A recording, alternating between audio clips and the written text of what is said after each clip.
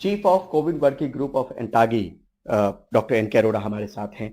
Sir, अभी जो मामले आ रहे हैं उसमें कितनी गंभीरता लेने की जरूरत है, खासतौर पे लोगों को?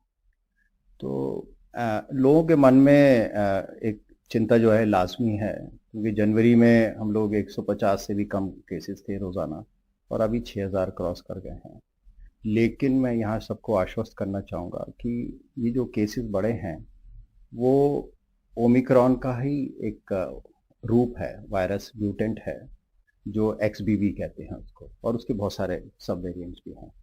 और ये एक अच्छी बात है कि जो भी इस समय संक्रमण है बहुत ही हल्का है, खांसी जुकाम का है, 4-5 दिन में ठीक हो जाता है। और इसमें गंभीर बीमारी होने की संभावना बहुत कम देखी जा रही है। अस्पताल में कोई दाखिले नहीं बढ़े हैं, मृत्यु का आंकड़ा कोविड की वजह से नहीं बढ़ा है।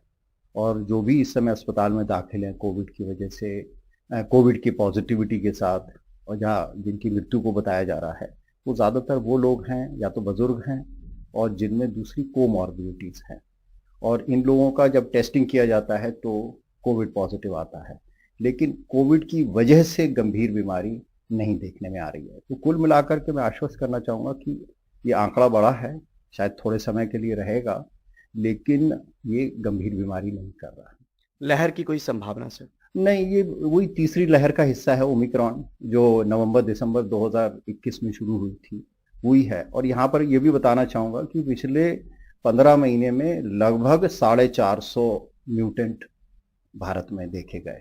लगभग रोजाना एक नया म्यूटेंट नया आता है। अब ये एक ऐसा नया म्यूटेंट आया है जो ज़्यादा संक्रामक है, इन्फेक्शन ज़्यादा है, लेकिन सौभाग्य से बहुत ही साधारण बीमारी है, और मेरे विचार से इसमें परेशान होने की ज़रूरत नहीं है। कोई टीका में कोई जरूरत, जिन्होंने बूस्टर डोज नहीं लिया उनके लिए क्या कहना चाहेंगे, हाँ, या फिर जिनकी डोज बाकी? ये एक महत्वपूर्ण विषय है, क्योंकि जो हमारा एहतियातन टीका का जो रेट है वो कुल 27-28% है।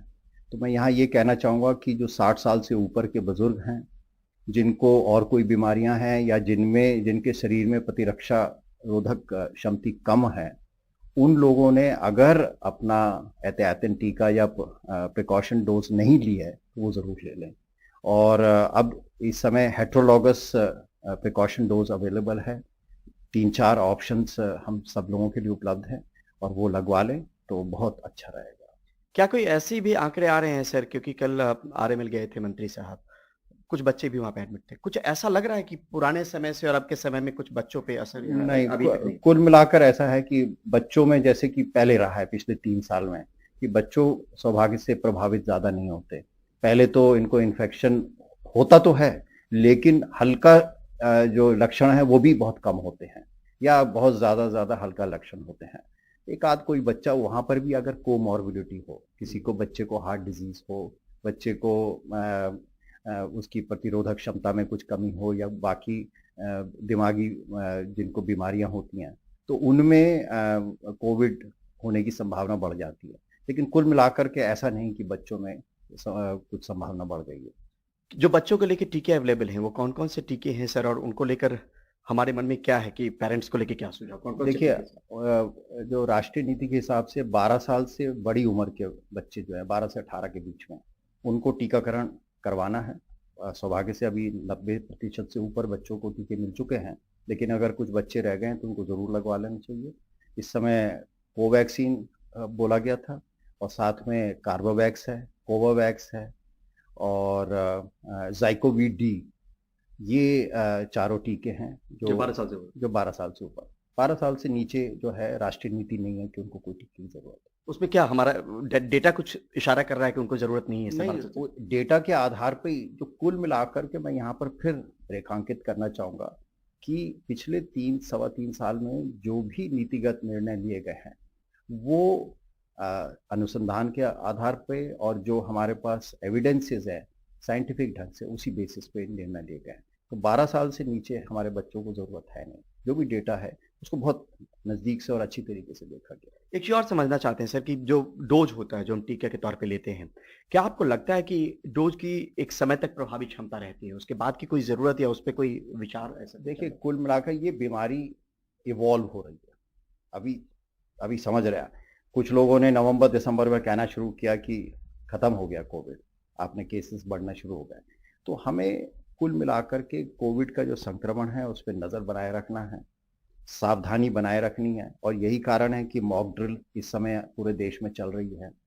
और सौभाग्य से हमारे देश में, क्योंकि जो वयस्क हैं 97% लोगों को प्राइमरी टीका मिल चुका है, और बच्चों में भी 12 से 18 के बीच में भी 90 से ज़्यादा प्रतिशत बच्चों को टीकाकरण हो चुका है।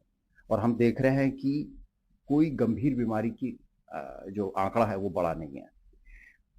इस समय हमें पॉजिटिविटी रेट इतनी महत्वपूर्ण नहीं है। कुल मिलाकर कितने केस आ रहे हैं वो हमारे लिए एक इंडिकेशन होता है कि सावधानी बरत रहे रहना है। लेकिन कुल मिलाकर के जो सबसे महत्वपूर्ण चीज़ है कि अस्पताल में दाखिल तो नहीं हो रहे, और सौभाग्य से वो नहीं हो रहा। तो कुल हम ये कहेंगे कि चिंतित होने की ज़रूरत नहीं है, लेकिन सरकार की तरफ से भी और एक आम नागरिक की तरफ से हम लोगों को अटेंशन और विजिल बनाए रखना।